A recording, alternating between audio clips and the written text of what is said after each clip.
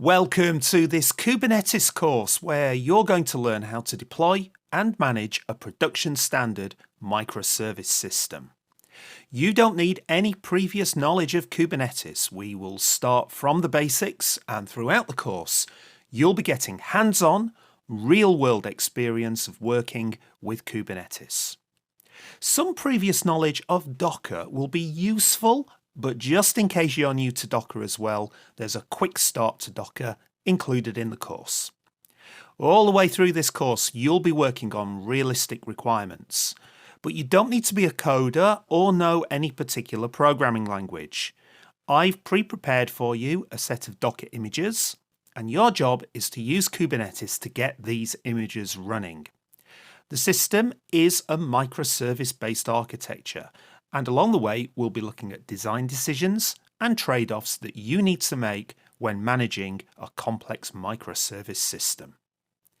We'll start with the basic concepts: pods, replica sets, deployments and services.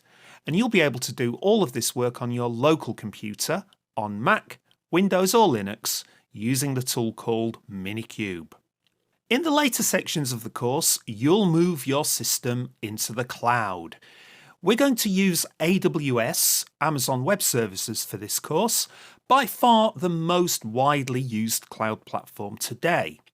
Some previous knowledge of AWS will be useful, but again, if you've never worked on AWS before, then I'll be explaining every concept along the way. Running your system on AWS will incur some AWS charges, but as long as you're careful to stop your application when you've finished, and of course I will show you how, then you shouldn't need to spend more than around $10 with Amazon. So by the end of the course, you will have a robust, self-healing distributed system spread across multiple Amazon data centers. We'll try killing the system by destroying nodes, and if you've done the job right, then your application will continue running just fine. We're going to set up true persistence. The data in the system will be persisted to Mongo databases stored on real SSD drives in the cloud. And again, even in the event of a catastrophic failure, the data will survive.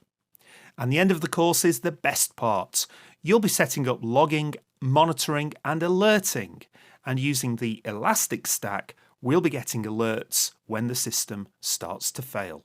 So I hope you enjoy this course, which is absolutely packed with many in-demand skills used on projects around the world today. So let's get started. In the next video, we'll have a very brief overview of Kubernetes.